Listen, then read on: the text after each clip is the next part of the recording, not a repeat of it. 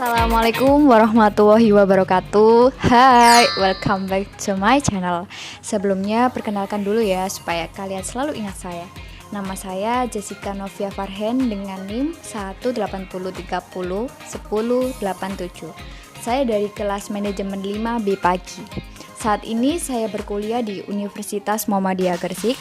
Tujuan saya untuk membuat konten ini adalah untuk mereview beberapa materi tentang penganggaran. Dapat didefinisikan pengertian penganggaran adalah rencana kegiatan yang akan dijalankan oleh manajemen dalam satu periode yang tertuang secara kuantitatif.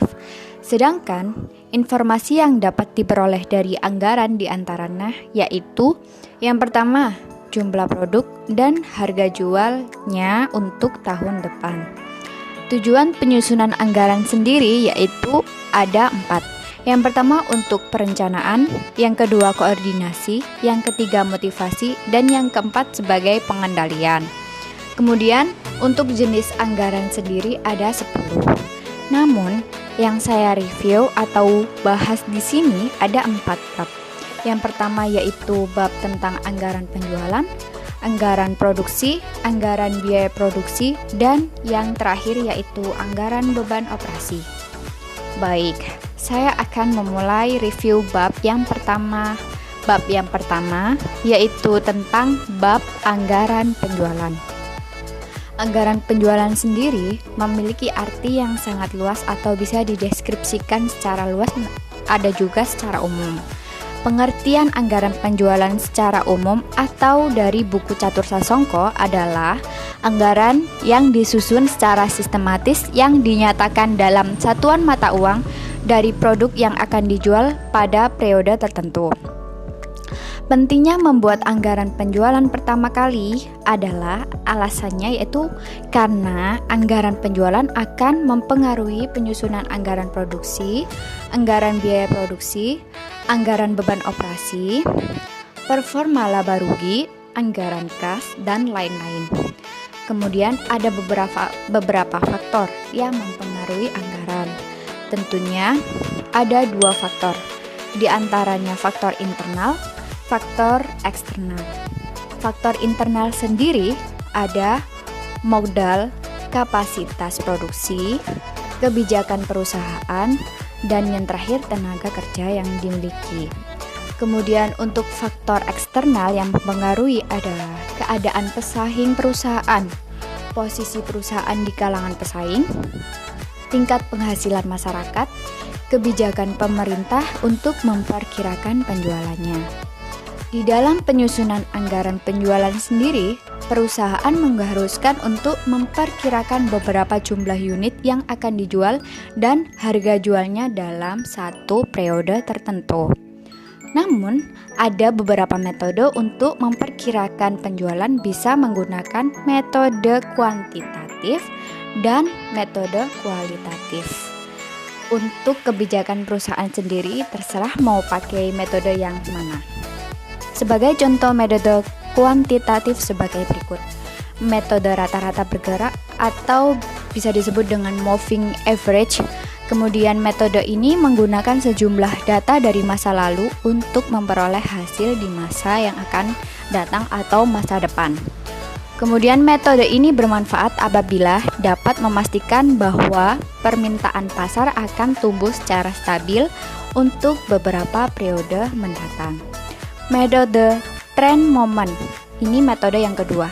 Metode ini menggunakan persamaan Y sama dengan A plus BX. Setelah persamaan diperoleh, kita dapat menggunakan metode substitusi atau eliminasi untuk memperoleh nilai A dan B.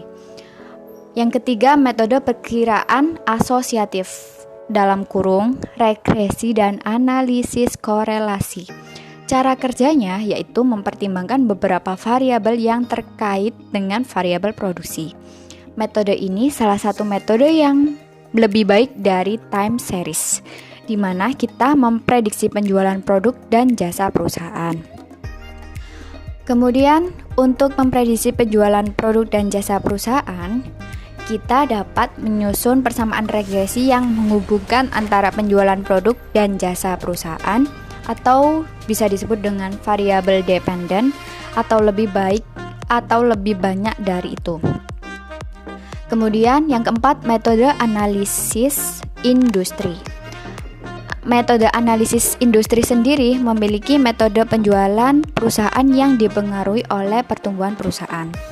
Apabila penjualan menurun atau kondisi ekonomi memburuk, maka penjualan akan menurun pada satu periode. Kemudian ada langkah-langkah. Langkah-langkahnya yang pertama yaitu menghitung pangsa pasar tahun sebelumnya, kemudian menentukan perkiraan, dan yang ketiga menghitung pangsa pasar tahun yang ditentukan. Yang keempat, mengalihkan penjualan tahun yang ditentukan dengan pangsa pasar pada tahun yang ditentukan. Kemudian kita membahas bab yang kedua. Bab yang kedua tentang anggaran produksi. Mengenai pengertian dari anggaran produksi adalah anggaran produksi suatu anggaran yang disusun oleh perusahaan untuk menentukan jumlah barang yang akan diproduksi.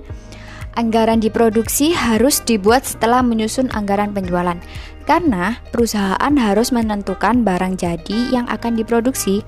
Dalam menyusun anggaran produksi, dibutuhkan data dan informasi sebagai berikut dengan valid atau dengan benar. Yang pertama, estimasi jumlah unit barang jadi yang akan dijual pada periode mendatang. Jumlah unit barang jadi yang akan dijual dapat diperoleh dari anggaran penjualan yang telah dibuat sebelumnya. Jadi, pada estimasi yang pertama ini dapat diperoleh dari informasi anggaran penjualan yang telah dibuat dari tahun sebelumnya. Kemudian estimasi yang kedua yaitu jumlah persediaan barang jadi pada akhir periode anggaran. Pada akhir periode anggaran ini, estimasi ini dilakukan berguna untuk menghindari resiko stock out. Resiko stock out adalah di mana barang persediaan di dalam gudang habis karena dijual semuanya. Kemudian estimasi yang ketiga yaitu jumlah persediaan barang jadi di awal periode anggaran. Estimasi persediaan barang jadi yang tersisa dari periode sebelumnya itu terdapat kebijakan tingkat produksi. Nah, kebijakan tingkat produksi sendiri terdapat dua kebijakan. Kebijakan yang pertama yaitu kebijakan stabilisasi produksi, di mana kebijakan stabilisasi produksi adalah untuk berproduksi pada tingkat yang sama setiap bulannya dalam 1 tahun. Ini disebut dengan kebijakan stabilisasi produk. Pertimbangannya adalah yang pertama, perusahaan ingin memperoleh biaya produksi yang sama untuk setiap bulannya. Yang kedua, yaitu jumlah pegawai tetap dan jumlah produksi juga tetap. Yang ketiga, mesin berproduksi lebih efisien dan juga tingkat produksinya stabil jumlahnya, tidak terlalu menurun dan tidak terlalu meningkat. Kebijakan ini cocok untuk perusahaan yang memiliki ruang penyimpanan terbatas dan membayar biaya sewa gudang yang tinggi. Itu maksudnya adalah perusahaan tidak memiliki gudang sendiri ya. Kemudian kebijakan stabilisasi persediaan. Kebijakan stabilisasi persediaan dapat diterapkan untuk perusahaan yang tidak menginginkan tingkat persediaan berfluktuasi secara berlebihan setiap periode yang tercakup dalam anggaran. Nah, kebijakan menjamin untuk kenaikan dan penurunan persediaan terjadi secara bertahap. Kita masuk pada bab yang ketiga. Bab yang ketiga yaitu anggaran biaya produksi. Setelah kita menyusun anggaran produksi, langkah selanjutnya kita menyusun anggaran biaya produksi. Secara umum, pengertian anggaran biaya produksi adalah anggaran yang disusun untuk mengetahui biaya anggaran produksi yang akan dikeluarkan dalam rangka memproduksi barang jadi. Anggaran biaya produksi ini dapat dikelompokkan menjadi 3 sub anggaran. 3 sub anggaran itu mencakup yang pertama, anggaran bahan baku, yang kedua anggaran tenaga kerja langsung, dan yang ketiga yaitu anggaran biaya overhead pabrik. Baik, kita lanjutkan. Yang pertama, kita akan membahas mengenai anggaran bahan baku terlebih dahulu. Anggaran bahan baku dibagi menjadi dua. Yang pertama, anggaran pemakaian bahan baku. Anggaran pemakaian bahan baku yang berguna untuk menentukan jumlah dan nilai bahan baku yang diperlukan untuk kegiatan produksi dalam satu periode anggaran. Misalnya satu periode itu dalam 1 tahun, atau dalam 2 tahun, atau dalam 3 tahun.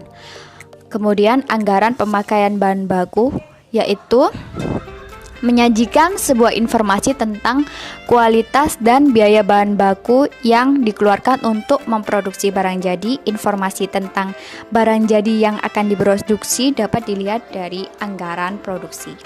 Sementara itu, jumlah kebutuhan bahan baku yang diperlukan untuk memproduksi barang dapat diperoleh oleh perusahaan dengan mengalihkan tingkat produksi dengan standar kebutuhan baku per unit barang jadi. Untuk yang kedua ya, anggaran pembelian bahan baku. Anggaran pembelian bahan baku ini berguna untuk menentukan jumlah bahan baku yang akan dibeli dan harga pembeliannya dalam satu periode anggaran. Dalam satu periode anggaran ya, jangan lupa. Jumlah bahan baku yang akan dibeli pada satu periode anggaran ini dapat diketahui dengan menyusun anggaran pembelian bahan baku.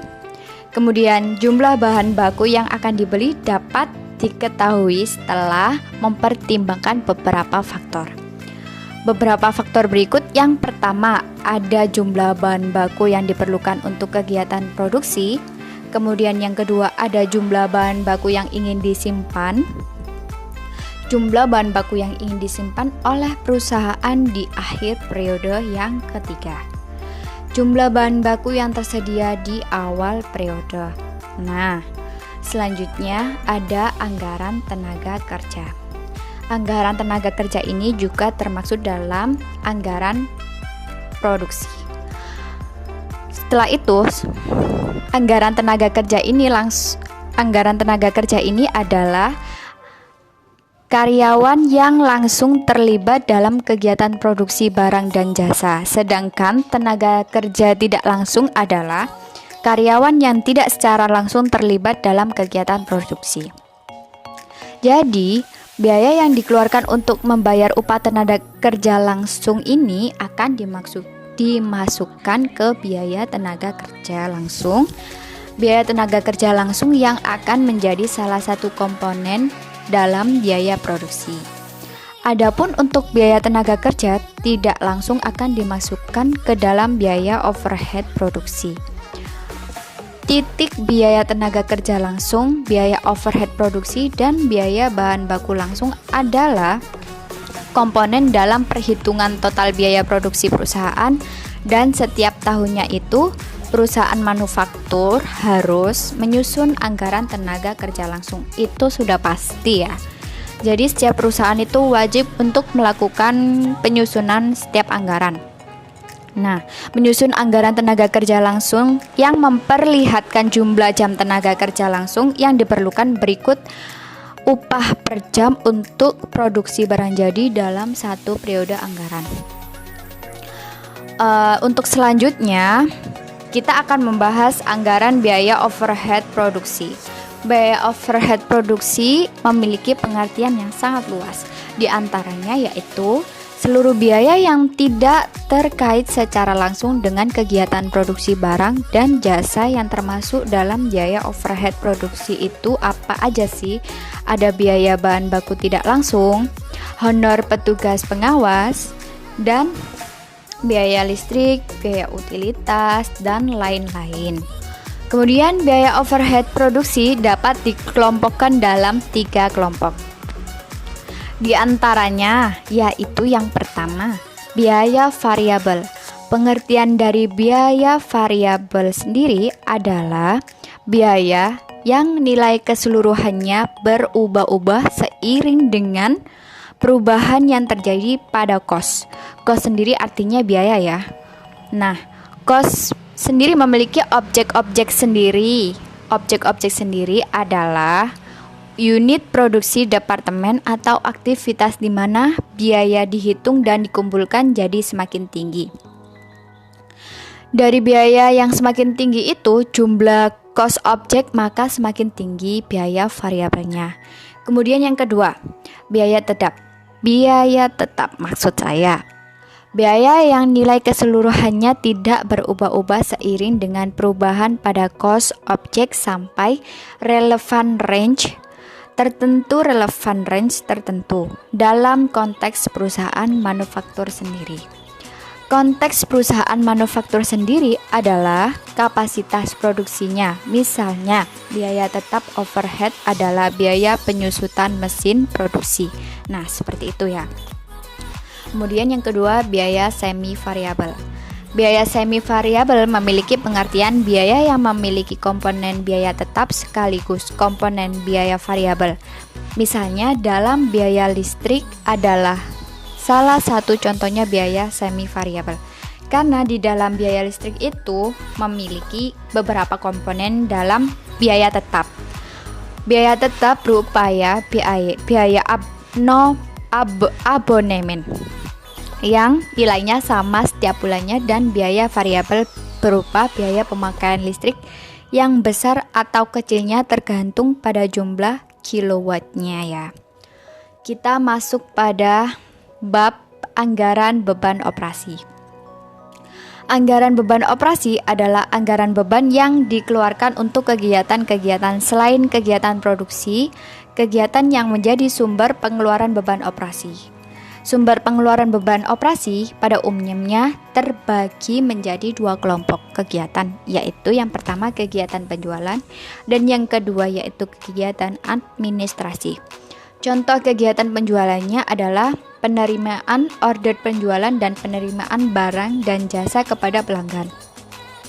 Sedangkan penyusunan laporan keuangan adalah contoh kegiatan administrasi perusahaan. Kegiatan operasional perusahaan tersebut memerlukan sumber daya untuk dapat dilaksanakan yang pada akhirnya akan memerlukan biaya secara umum. Kemudian, biaya operasi sendiri dibagi menjadi dua kelompok. Nah, untuk kelompok yang pertama yaitu beban penjualan. Beban penjualan di sini memiliki pengertian yaitu beban yang muncul dari aktivitas penjualan barang dan jasa oleh perusahaan kepada pelanggan. Contohnya, gaji wiraniaga, komisi wiraniaga atau salesnya ya. Kemudian biaya penyusutan, biaya listrik, air, dan gas. Yang kedua, beban administratif. Beban yang muncul dari aktivitas administrasi dan kegiatan umum lainnya yang dilakukan oleh perusahaan. Itu merupakan pengertian dari beban administratif atau biaya administratif. Dari beban operasional yang sudah dijelaskan tersebut bisa menjadi beban tetap, beban variabel, dan beban semi variabel. Beban operasional bersifat tetap itu jika nilainya tetap sama. Berapapun tingkat penjualan yang diperoleh oleh perusahaan dalam satu periode dalam relevan range tertentu ya. Nah, sekian review materi anggaran dari saya. Apabila kalian ingin melihat contoh soalnya, dapat kalian lihat atau kalian akses dari sumber buku yang saya pakai, yaitu dari karangan Catur Sasongko dan Safrida. Terima kasih. Wassalamualaikum warahmatullahi wabarakatuh.